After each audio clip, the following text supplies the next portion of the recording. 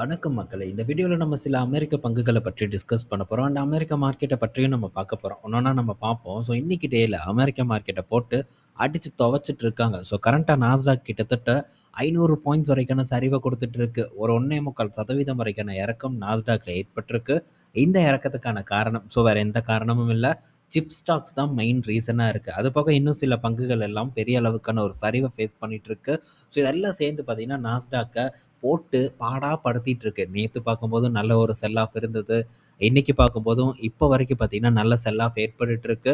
So இதுக்கு முன்னாடி June மாசம் என்ன ஒரு லோல இருந்ததோ, ஆல்மோஸ்ட் அதுகிட்ட பார்த்தீங்கன்னா, இன்னைக்கு டேல நாஸ்டாக் வந்து ரீச் பண்ணியிருக்கு. ஸோ திரும்ப கரெக்ட் ஆகுமாங்கிறத நம்ம பார்ப்போம்.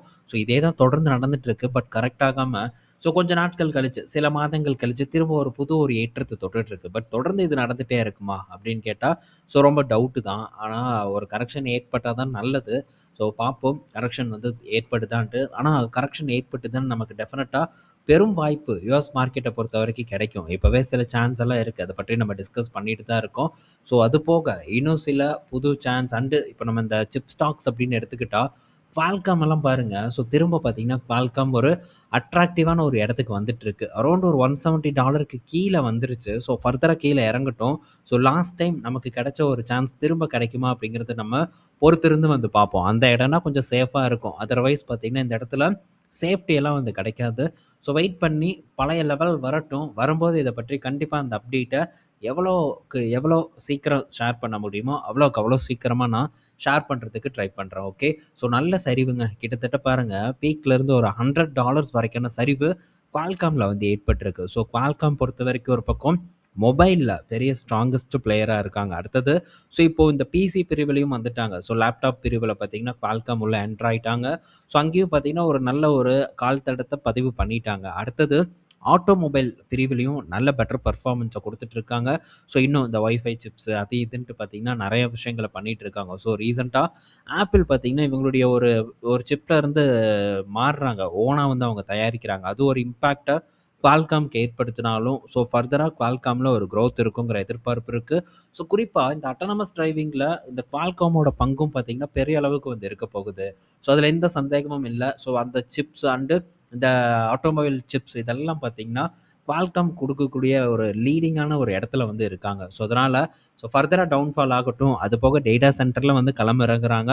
குறிப்பா பார்த்தீங்கன்னா, பட்ஜெட் லெவல்ல வந்து களமிறங்குறாங்க. இப்போதைக்கு மார்க்கெட் என்ன எக்ஸ்பெக்ட் பண்ணுதுன்னா, ஒரு ஹை பெர்ஃபார்மிங் கம்ப்யூட்டிங் தான் வந்து எதிர்பார்க்குறாங்க. ஆனா கண்டிப்பா பட்ஜெட்டுக்கும் ஒரு தேவை ஏற்படும். அந்த பட்ஜெட் தேவை ஏற்படும்போது Qualcomm போன்ற நிறுவனங்கள், Intel போன்ற நிறுவனங்கள் ஒரு நல்ல பெனிஃபிட் அடைவதற்கான வாய்ப்பு இருக்கு. ஃபர்தரா டவுன்ஃபால் ஆகட்டும். கிடைக்கலையே சான்ஸ் எனக்கு அப்படின்ட்டு பலரும் வந்து, "இப்ப வாங்கட்டா, இதுல வாங்கட்டா, இங்க வாங்கட்டா" அப்படின்ட்டுலாம் கேட்டுட்டு இருந்தாங்க.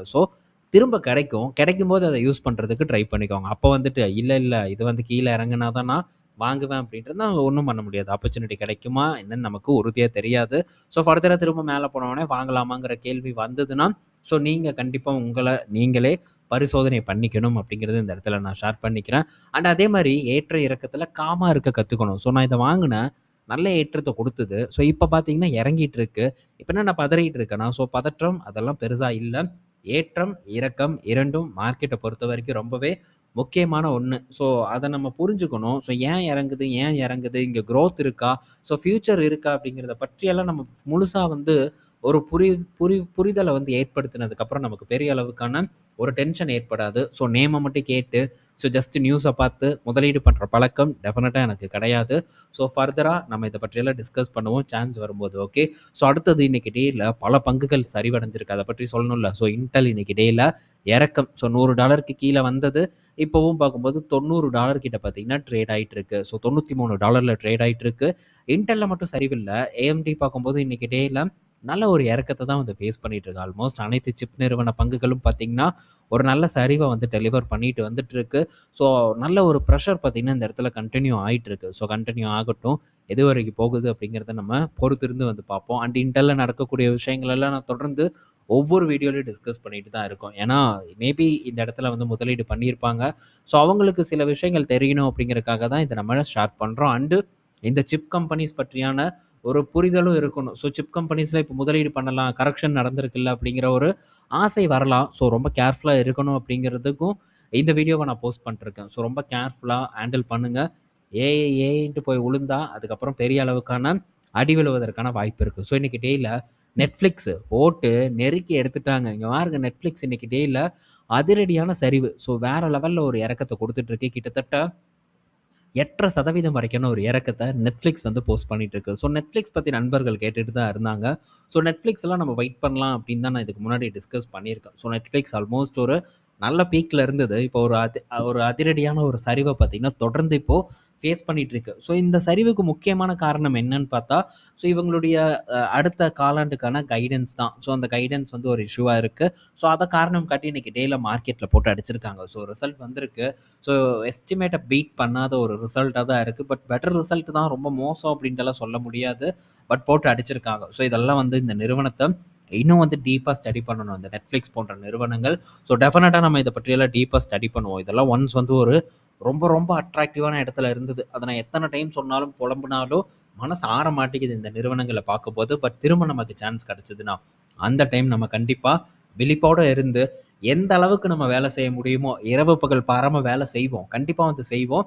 செஞ்சு அதை பற்றி முழுசாக வந்து நம்ம ஆராய்ந்து அதுக்கப்புறம் ஒரு முடிவு எடுக்கிறதுக்கு ட்ரை பண்ணுவோம். ஓகே.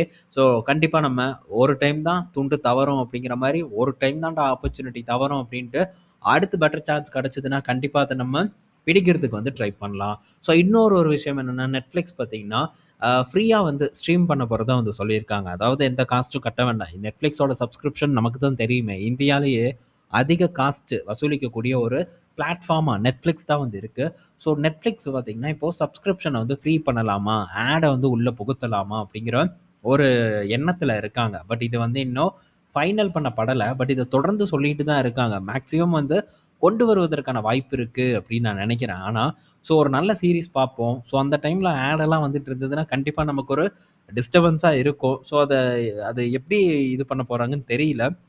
பொறுத்திருந்து நம்ம பார்ப்போம். இது பெரிய அளவுக்கான ஒரு இம்பேக்ட் ஏற்படுத்துமா அப்படிங்கிறதையும் நம்ம பார்க்குறோம். ஆனால் கண்டிப்பாக பெய்டு சப்ஸ்கிரிப்ஷன் இருக்க தான் போகுது. ஸோ அதில் டவுட் இல்லை.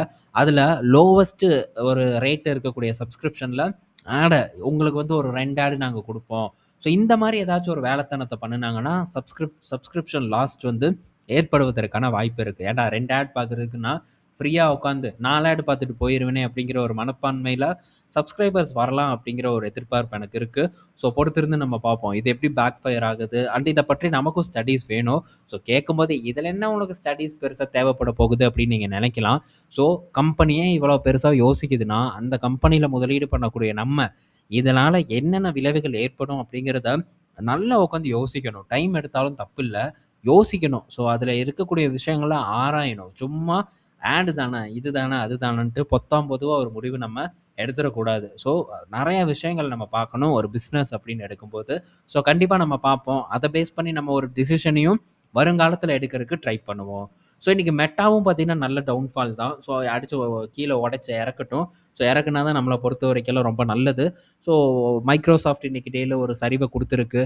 ஸோ இந்த மாதிரி பல பங்குகள் பார்க்கும்போது என்விடியா சரிவை கொடுத்துருக்கு. மோஸ்ட்டாக யுஎஸ் மார்க்கெட் ஒரு பெரிய அளவுக்கான ஒரு அடியை வந்து சந்திச்சிட்ருக்கு. பத்தாது, நல்ல ஏறுநிலை கொஞ்சம் வந்து கீழே இறங்குனா தான் நல்லது. ஸோ பொறுத்திருந்து நம்ம பார்ப்போம். ஏதாச்சும் சான்ஸ் வந்ததுன்னா கண்டிப்பாக தெரியப்படுத்துகிறேன். அடுத்தது ஸோ டிஎஸ்எம்சி. ஸோ இந்த டிஎஸ்எம்சி பார்த்தீங்கன்னா ஒரு $100 பில்லியன் வந்து யூஎஸில் முதலீடு பண்ண போகிறதா ஒரு கமிட்மெண்ட் கொடுத்துருக்காங்க. ஸோ எதுக்கு எல்லாத்துக்கும் நல்லா தெரியும்ல. ஏன்னா ஸோ இன்டலோட ஆதிக்கம் அதிகமாகிட்டு வந்துட்டு இருக்கு. மோஸ்ட்டாக டிஎஸ்எம்சியோட கஸ்டமர் யாருன்னு பார்த்தா அமெரிக்கா தான். ஸோ அமெரிக்காவில் இருக்கக்கூடிய நிறுவனங்கள் தான் முக்கிய நிறுவனங்கள் டிஎஸ்எம்சிக்கு. ஸோ இப்போ அமெரிக்கா என்ன பண்ணுறான், ஸோ நீ வெளியே கொடுக்காத, நீ நம்ம நாட்டில் இருக்கக்கூடிய கம்பெனிக்கு கொடு, இன்டலுக்கு கொடு அப்படின்னு தான் புஷ் பண்ணுறான். ஸோ அதனால் இன்டலுக்கும் ஆர்டர்ஸ் புது வாடிக்கையாளர்கள் கிடைக்கிறாங்க. அண்டு இன்டலோட டெக்னாலஜியும் பெட்டராக வந்து இருக்குது. ஸோ அந்த டெக்னாலஜி புதுசாக இப்போ டிஎஸ்எம்சிக்கு அட்வான்ஸாக அவங்க கொண்டு வந்துட்டு இருக்காங்க. அதையும் நம்ம கண்டிப்பாக கவனத்தில் கொள்ளணும். ஸோ இப்போ இதெல்லாம் டேக்கிள் பண்ணுறதுக்கு பார்த்திங்கன்னா டிஎஸ்எம்சி வந்து ஒரு $100 பில்லியன் அமெரிக்காவில் வந்து முதலீடு பண்ணுறாங்க. ஸோ பண்ணட்டும். கண்டிப்பாக இப்போதைக்கு முதல் கட்டமாக வந்து கஸ்டமர் கிடைச்சாலே போதும். ஸோ இன்டலை பொறுத்த வரைக்கும். ஸோ அதுக்கப்புறம் டெக்னாலஜி பேஸ் பண்ணி அவங்க குவாலிட்டியை பேஸ் பண்ணி வெற்றி அடைவதற்கான வாய்ப்பு இருக்குங்கிறது என்னோட கருத்து. ஸோ இன்டலோட டெக்னாலஜி ஸோ இப்போது டிஎஸ்எம்சி கூட கம்பேர் பண்ணும்போது கொஞ்சம் சுப்பீரியராக இருக்குது அப்படின்னு நான் ஃபீல் பண்ணுறேன். ஸோ அதுதான் உண்மையான நிலவரமும் கூட. பட் என்ன நடக்குதுங்கிறத வெயிட் பண்ணி நம்ம பார்ப்போம். டிஎஸ்எம்சியோட ரிசல்ட் வந்தது கிட்டத்தட்ட 77% பார்த்தீங்கன்னா, அவங்களுடைய ப்ராஃபிட் வந்து உயர்ந்திருக்கு. ஸோ அட்டகாசமான பெர்ஃபார்மன்ஸ போஸ்ட் பண்ணியிருக்காங்க. அதுல எந்த சந்தேகமும் இல்ல. அடுத்தது ஆப்பிள் பார்த்தீங்கன்னா, NVIDIAவ வந்து பீட் பண்ணிருச்சு. ஸோ நம்பர் 1 கம்பெனியா இப்போ ஆப்பிள் பார்த்தீங்கன்னா மாறியிருக்கு. உலகத்திலே நம்பர் 1 நிறுவனமா மாறியிருக்கு. ஸோ எவ்வளோ 4.88 ட்ரில்லியன் டாலர் மார்க்கெட் கேப்ப வந்து இப்போ ஆப்பிள் ரீச் பண்ணியிருக்கு. ஸோ NVIDIA 4.86ல இருக்கு. ஒரு நூலளவுல வித்தியாசம் தான். இன்னைக்கு டேலே கொஞ்சம் ஒரு ஏற்றத்த குடுத்ததுன்னா, NVIDIA திரும்ப இடத்துக்கு வரும். ஸோ இதுதான் இந்த மார்க்கெட் கேப் அப்படிங்கிறதெல்லாம் ஒரு மாய பிம்பம் மாரி தான். ஸோ இன்னைக்கு இடத்துல இருக்கக்கூடிய நிறுவனம், நாளைக்கு இல்லாமயே வந்து கூட போகலாம். ஸோ இது மாறுதலுக்கு உட்பட்டது. மாறிட்டே இருக்கும். ஸோ உடனே இத வந்து எடுத்துட்டு வந்து, ஸோ இந்தியாவோட மார்க்கெட்டே இந்த NVIDIA அளவுக்கு தான் இருக்கு.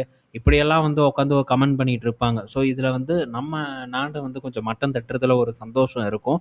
ஆனா அதெல்லாம் வந்து நிலையானது இல்ல அப்படிங்கிறத நம்ம புரிஞ்சுக்கணும். கானல் நீர் மாரி தான். இன்னைக்கு இருப்பான், நாளைக்கு இருப்பானா? ஆனா நம்ம காலங்காலமா இருந்துகிட்டே தான் இருக்க போறோம்.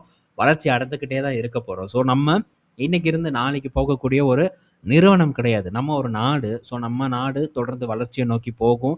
ஸோ ஒரு நாட்ட தூக்கி ஒரு கம்பெனியோட மதிப்பீடோட கம்பேர் பண்றதுல எந்த விதமான லாஜிக்கும் கிடையாது. அதெல்லாம் சும்மா நம்ம நாட்ட மட்டம் தட்டணும் அப்படிங்கிற ஒரு கண்ணோட்டத்துல பண்ணக்கூடிய வேலைகளா நான் பார்க்குறேன். ஸோ அதுக்கு உதாரணம், இப்போ ஆப்பிள் பார்த்தீங்கன்னா நம்பர் 1ல இருக்கு. நாளைக்கு இன்னொருத்தன் நம்பர் 1க்கு வருவான். இதுதான் பார்த்தீங்கன்னா, உலக நியதி. ஸோ அது நடந்துக்கிட்டே தான் வந்து இருக்க போகுது எல்லா இடத்துலயும். ஓகே. ஸோ இந்த வீடியோல நம்ம பல இன்ஃபர்மேஷன் பார்த்துருப்போம். பயனுள்ளதா இருக்கும்னு நான் நினைக்கிறேன். அடுத்த வீடியோல நம்ம திரும்ப மீட் பண்ணுவோம். பாய் மக்களே!